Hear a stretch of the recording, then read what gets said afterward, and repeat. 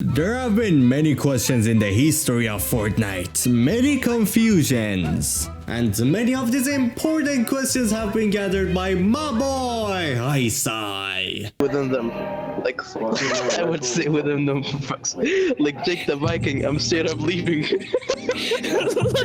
Which I will be answering them right now, so let's start with the first one. If the Ageless is a looper, what was Geno doing in the island to begin with? Well, Ageless is actually not a looper and is actually an early snapshot of Geno when he just created the IO. And John, along with most of the IO except like the higher ups like Sloan, all of them were lied to that Gunner is actually Geno. Basically, Gunner's whole role in IO was kind of to be like a fake Geno or something like that. So Jones was all this time looking for the wrong person anyway. And Foundation was not looking for the Ageless, he was actually looking for the actual gold and black, that like kinda hot looking Geno. Which that Geno was completely hidden until like chapter 3 when the IO vs 7 war started. He came to the map, tried to force the IO into creating the collider so they can kind of destroy the whole loop and the 7 with it.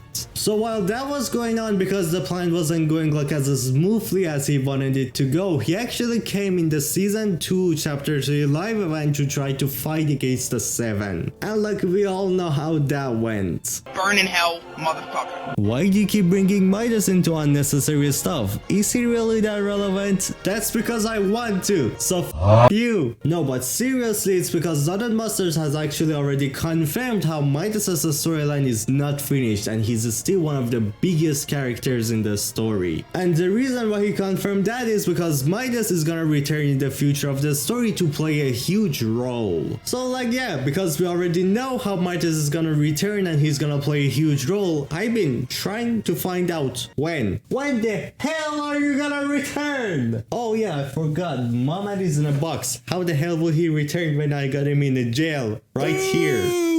Unless you subscribe and we reach 5,000 subs, baby. Save me from this dumb. So yeah, because how Midas is already confirmed that it's gonna play a huge role in the future, I've been trying to find out when, where, how. But the problem with this character is that this character is kind of a character who's kind of has like a feet. His feet, his like hand or whatever is in every single season. Every season he has a teaser showing as he's there, he's watching us, he's looking at us, even when we're naked. So imagine trying to find out when the hell is this guy coming back while he's playing a role in every single season, which I've made a full video on it, like link in the description, explaining why he's in every single season and how. He's in every single season, kind of, hidden, just looking at us. It makes me think he's always gonna come back, and it's just so confusing. I think he's always there, which kinda is, but also not. But this time, for once, the chance of him coming back is actually really high. Because like his daughter is already back and she's playing a huge role in the storyline. She's helping Geno and like the Rift Warden to create this Rift portal. And like we already know how much Midas loves his daughter, so probably he's not gonna leave her be alone and all and just not be there. Midas is definitely also there as well, but just like how like Jules is a snapshot, like a scrap not Jules, I think Midas will also be like the Midas Rex version, a snapshot of him. Because just like how Geno is like we got the Ageless, the Knight version of him, and like Midas Rex is like a Knight version of Midas, and a Scrap Knight Jules is like a Knight version of Jules. So like yeah, I think this guy is coming back really soon. Do you think Midas will embrace his good, turn back to his dark deeds and live within them, or stay as an anti-hero forever? Why the hell did I talk like that? Yes, actually, I do think that Midas is gonna stay as an anti-hero forever, because like that's the main reason why the character is so special. I mean, if you look at the storyline characters, it's kind of like easy to understand how most of these characters are good while the other most of the characters are bad. Like the last reality are completely bad while the 7 are completely good. And then we got like Midas, he's just in between. He's not fully good nor he's fully bad, just right at the middle. And the reason for that is because first of all, his family. My man, goddamn loves his family. He's kind of like the Fast and Furious of Fortnite.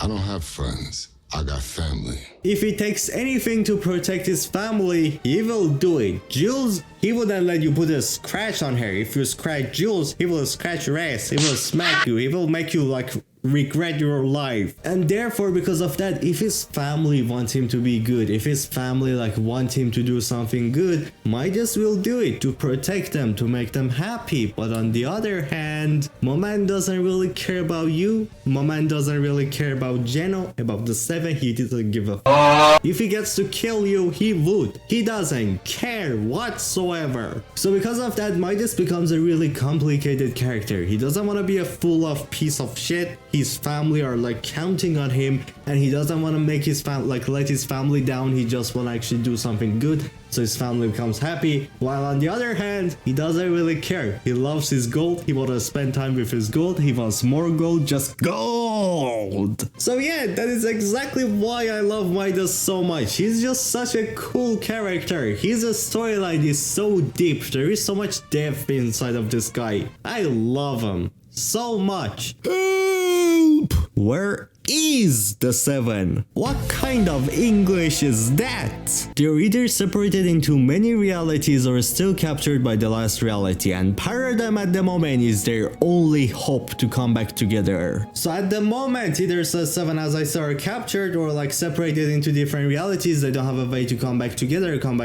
they don't actually even know where the 0 point and the 0 reality is anymore, because like it's not in the 0 reality anymore. The place is completely moved. So the only chance the 7 have to come back and like make everything better is Paradigm. So at the moment, Paradigm is trying to find them, help them, save them, bring them together, and whenever that mission ends, they all come back to the island and everything. Which basically the reason why Fortnite did this, why they kind of pushed them back trying to save each other, is because they kind of want to give us a break from the 7. So like because we just got a full new chapter, they also want to explain a full new side of the storyline with the new chapter, which is just so smart. I love the decision they made. So therefore, don't expect them to be back for like 2 or 3 seasons. What exactly is the new island? Is it like a mix of everything or an entirely new place or what? Well, the new island is actually created by 3 main sections, 3 different realities coming together, forging into one. Each piece, each biome taken from a completely different reality. The ice biome is a separate reality, the fall like kingdom style of bio is a different reality, and finally the modern grass area is also a different reality. And the easiest way to see this is when you go near the border of each reality, you can see how they have collided into each other. The rocks kind of like go up and down,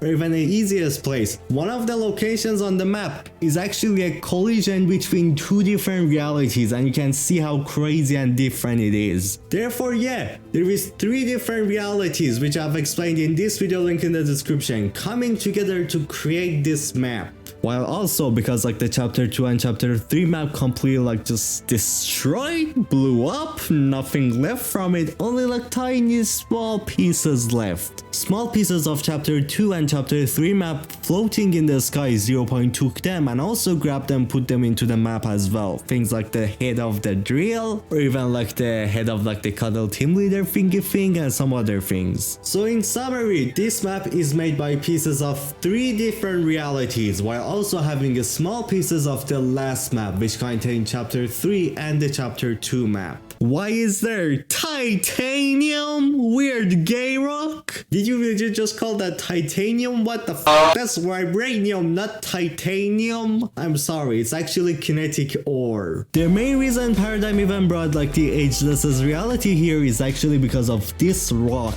which is like named kinetic ore. This is supposed to be the most powerful, the strongest material you can find in any reality. This is the shit you need. This is the good shit. And while it was actually being brought into the island, it kind of had like the taste of those like 0 Point tentacles, which kind of like evolved it into something even better. So now the most powerful material is even stronger, which is crazy. And like the reason why at the start I said like it's vibranium is because like this shit is actually super crazy inspired by vibranium. Like let me show you. Weapons made by it, vehicles made by it, suits made by it, aim is gonna be made by it. And like what does it do? Well, the kinetic ore, as it says the name is, it consumes kinetic energy. Like when you pickaxe it and shit like that. This is not what the fuck am I doing? So like when you pickaxe it and how it flies, or when you use the hammer and creates a shockwave, or even the sword launcher creates a shockwave, those are because it's consuming kinetic energy and turning it into another energy, like exactly what actually vibranium does. So like yeah, these two, they're kind of like brothers, they're like twins or something. But like honestly, the kinetic ore looks way better. I love the design of this shit, it's so cool. Which if you want more information about this rock thingy, I have fully explained it in this video, link in the description, but watch it after this video. If I see you click on the link, I'ma smack you. Why does the game keep including like collabs into the storyline? From what perspective is that smart? Well, the game keeps including collabs into the storyline because the whole storyline is meant to be created with piece of collaborations and the Fortnite's main universe. So like basically, if I wanna make it simpler, most of the storylines out there are made to focus on characters or a universe or a multiverse. But Fortnite's storyline goes beyond that. This is something new, something kind of new that hasn't been used that much, which is like an omniversal storyline. And basically an omniverse is like every single reality that exists or doesn't exist, all of it. DC, Marvel, Fortnite's own reality, anything, even real life. All of this storyline has access to all of them, which is why it's so cool in my opinion. Therefore, things that happen in the Fortnite storyline affect other storylines as well, and this is not only canon in Fortnite,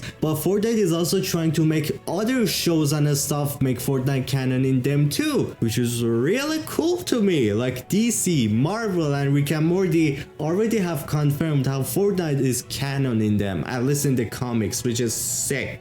Which is exactly why like the Marvel and Batman and stuff try to help the 7, because if they don't, if the 0 Point goes crazy and stuff, their realities will be destroyed too, so they have to. So like yeah, the Fortnite storyline was designed to have collabs. Collabs are like 50% of the story. If you take them away, you just chopped half of the story away, which is like, just don't do that. It's kind of cool. Collabs are here to stay. There's gonna be more and they're built to be here. It makes sense and it's actually cool in my opinion. So there you go, that's your answer. What do we know about Creative 2.0? Any leaks, news, any like ideas about the theme? Well yeah, we do have ideas about what the idea of like, what did I just say? Yeah, we have some ideas about what like the Creative 2.0 is supposed to be, and the theme and the idea of like the whole thing is to kind of give the normal users, normal players or map creators, give them all the tools, all the abilities, everything that actual video game devs use, like even devs that make Fortnite, even them. So basically let's just like take Unreal Engine 5, give all the tools it has to like the normal map creators, therefore they can make crazy advanced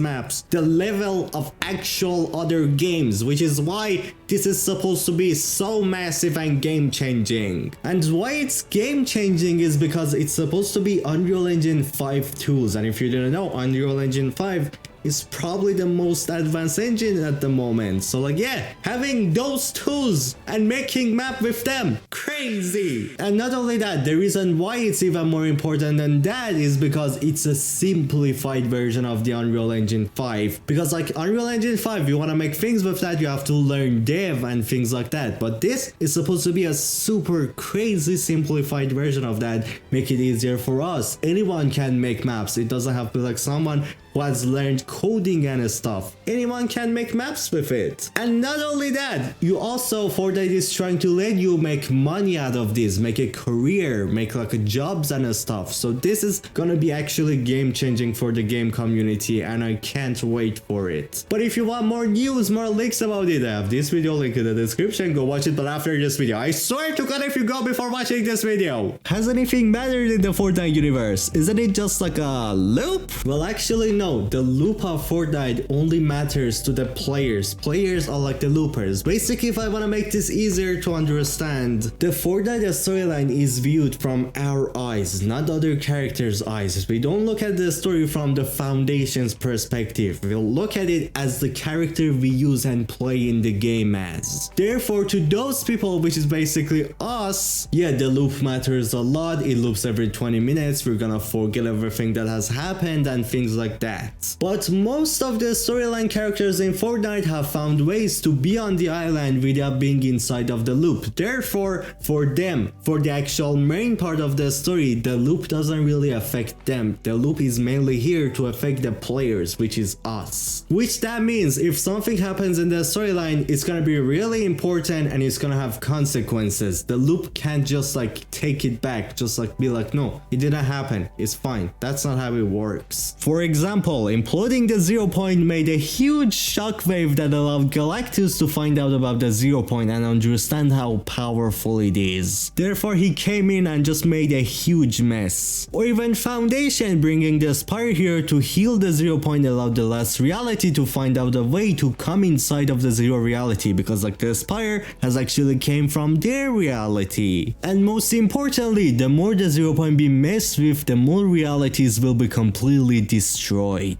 Exactly the reason why the 7 are trying to like take it away from the Ion and everyone, protect it, keep it like in a natural form. Because since like the 0 point is kind of like the god of the universe, it's trying to keep everything in a natural form. If it like goes crazy, those realities are not gonna like really work in a natural form. Basically, it's therefore because of that just exploding. So that's gonna destroy like a billion people's life, which is exactly why it matters so much that Fortnite reality should be kept safe. And yeah, the loop does reset every 20 minutes, but that only affects the players and not really the other characters, unless they somehow go inside of the loop. And the loop also can be recreated. If it gets completely destroyed, the 0 point will be triggered and remake it. Exactly what happened in Season 10 and what the IO was trying to do in Season 2 Chapter 3. Where does Save the World come into this? Why the same currency and logo is being used despite the games have not really any connections into each other? Well, for the currency, that's actually because like V-Bucks and everything have turned into such massive icons in the game.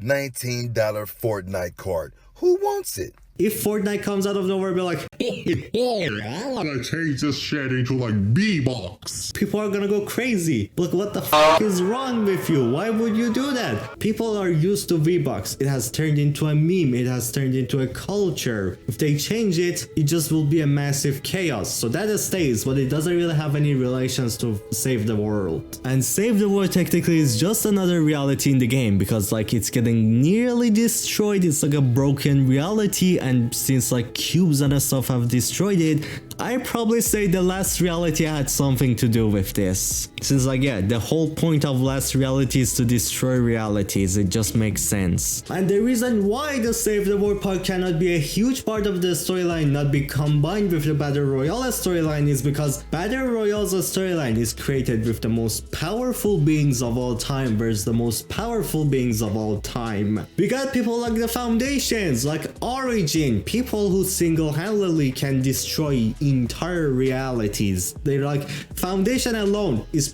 more powerful than Superman. He's more powerful than most of DC characters. He is crazy powerful. And on the other hand, we got like Cube Queen. Even though Foundation is so powerful, Cube Queen is more powerful. Fortnite storyline is crazy sometimes. So like yeah, when you have a universe which is supposed to have the most powerful beings fighting each other, clashing into each other, a lot of like weak characters, what are they supposed to do? Like Dennis. What the f is Dennis supposed to do in the Fortnite storyline? Sell pizza? I don't know. Or like what is Ray supposed to do, or the commander? Get a gun? Be like, beep beep boop, I will shoot the last reality? We saw what happened when someone shoot the last reality. They just can't really do anything. Therefore like yeah, because the Fortnite storyline has changed so drastically, it has turned to something like super godly powerful beings versus super godly powerful beings, and the Save the World storyline is not really like that. The characters are not like crazy powerful. It just really doesn't match anymore. So probably Fortnite was like, you know what? Since these two are so different now, let's just put Save the World aside and completely make our own new storyline. Which sadly, yeah, that means Save the World storyline probably is dead forever and never gonna be saved. But who knows? It might change. Donald Mustard might change his mind. I don't know, ask him. Even though actually something about them hasn't changed. Save the World is about saving the world. Fortnite BR storyline is about saving realities. Both of them are kind of about saving things, which is kind of cool to me. So like the video if you want me to answer more of your questions. And use code Scyan in the Fortnite item shop if you want to make Midas happy. I mean, maybe?